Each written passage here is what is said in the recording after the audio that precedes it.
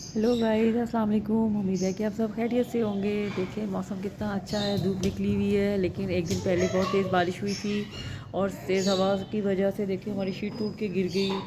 लेकिन हम कोशिश कर रहे हैं कि आज इसको लगा दें, क्योंकि इसके बगैर हमारा गुजारा नहीं है।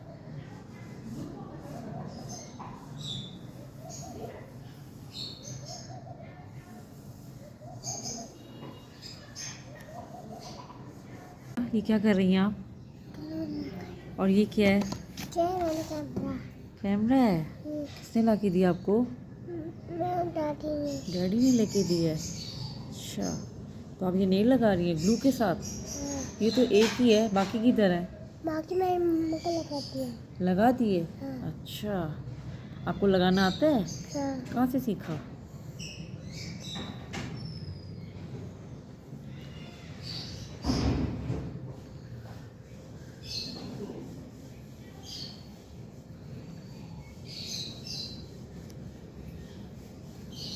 तो सब्जी बन रही है, करेले, खाली करेले, करेले प्याज।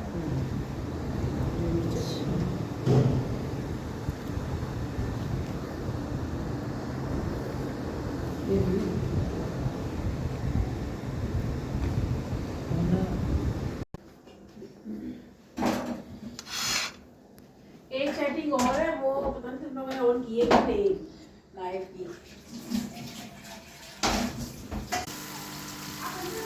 चाय बन रही है।